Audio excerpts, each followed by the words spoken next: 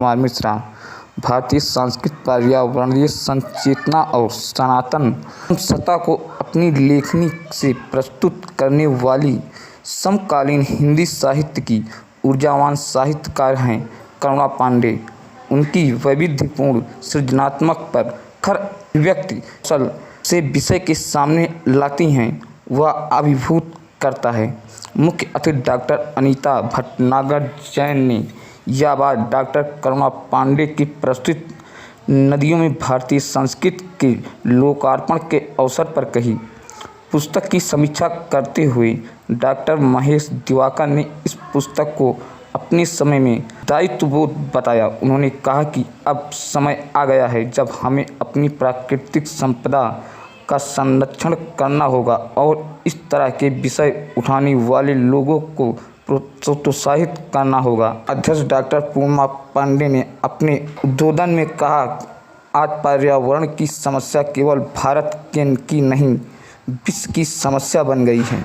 इसी समय में करुणा जी ने इस गहन विषय पर अध्ययन करने, उनके संगीत और नृत्य के माध्यम से प्रस्तुत करने जो दायित्वबोध जगाया वह प्रशंसनीय है।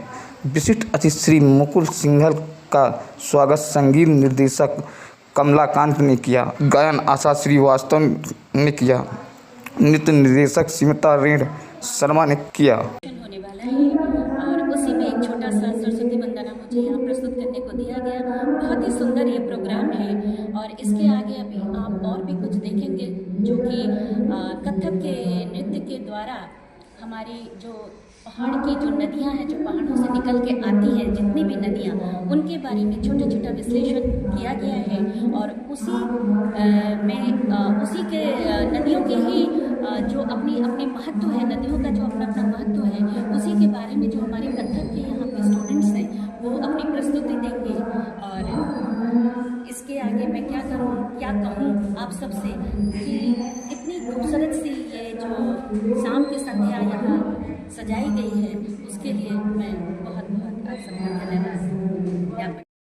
मैं बड़े आदर के साथ अपने पुस्तक समीक्षा के लिए महेश दिवाकर जी को सादर मंच पर आमंत्रित करती हूँ कि वे नदियों में भारतीय संस्कृति पर अपने बहुमूल्य विचार हमारे साथ दें।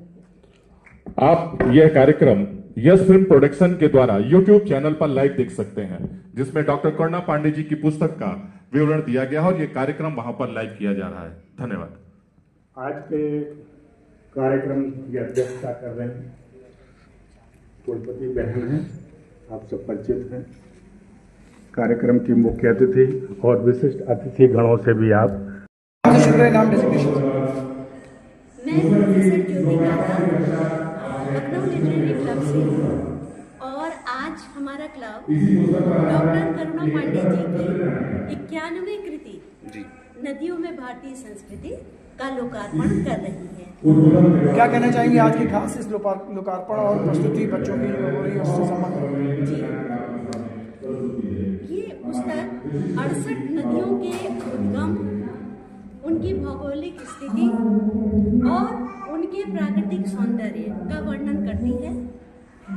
इसको रोचक बनाने के लिए इन्हीं नदियों का वर्णन एक कथक नृत्य नाटिका के रूप में प्रस्तुत किया जा रहा है, जिसमें विभिन्न कलाकार हैं जो कथक नृत्य के द्वारा एक एक नदी का पात्र के रूप में आके उसकी प्रस्तुति करेंगे। ये पुस्तक बहुत ही महत्वपूर्ण है, रोचक सरस होने के साथ ही हम जल को जीवन का आधार कहते हैं और पर्यावरण के बारे में जागरूक होना ये बहुत ही हमारे लिए ज़रूरी है। पुस्तक बताती है कि नदी जीवनदायिनी भी है, उदार भी है, सबको संभाव से देखती है, लेकिन नेचर जैसा वर्ड्सवर्थ ने कहा कि वो हमारा ध्यान भी रखता है और नेचर हमारे कभी अगेंस्ट भी होता है। जैसे अभी हमने देखे कितने अर्थक्वेक आए, तो अगर हम पर्यावरण के लिए सचेत नहीं होंगे, ध्यान नहीं रखेंगे, तो हमारा ही भविष्य का जीवन खतरे में पड़ जाएगा। तो ये नदियों के बारे में तो है ही पुस्तक, परंतु पर्यावरण के लिए भी हमारे को जागरूक करती हैं, हमें अपने पर्यावरण को बचाए रखना है, अक्षुण्ण बनाए रखना है, जो हमारे जीवन का आधार है। नदी के अंदर क्या क्या छिपा है, ये जानने के लिए उसको समझना होगा, उससे बतियाना पड़ेगा, उसको सम्मान देना पड़ेगा और उसका अनुकरण करना पड़ेगा। बहुत संक्षिप्त में, खामोश बहती नदी में गजब के राज छिपे हैं, खामोश बहती नदी में गजब के राज छिपे हैं, फिर भी मखलूस लय में गीत गाती है नदी। इन्हीं शब्दों के साथ मैं आदरणीय विद्या दीदी को प्रणाम करती हूँ। दीदी का पहले दिल्ली का प्रोग्राम था, लेकिन ये उनका स्नेह है कि आज वो यहाँ पर आई, हाँ मुझको दिया। और एक बार मेरी लगभग हर पुस्तक में दीदी का मुझे स्नेह और आशीर्वाद मिला है। मैं उनके स्वस्थ और दीर्घ जीवन की कामना करती हूँ। पुनः आप सभी का मैं बहुत आभार व्यक्त करती हूँ, धन्यवाद देती हूँ। प्रणाम।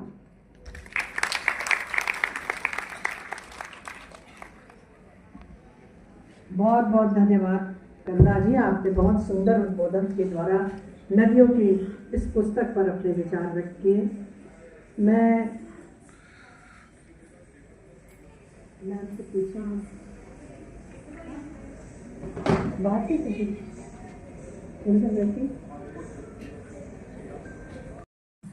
डॉक्टर महेश दिवाकर।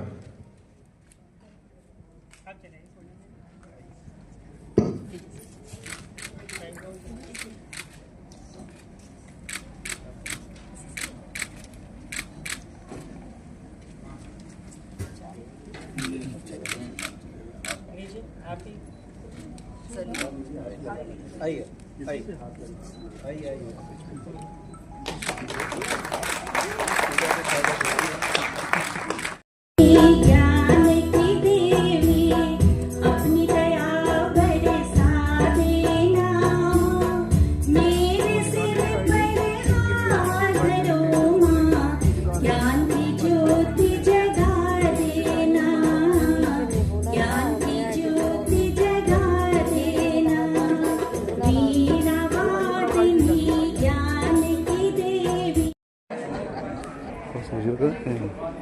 अभी काम करते हैं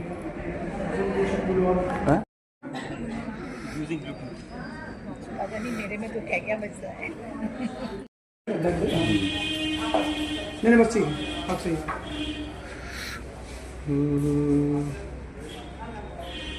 ठीक है।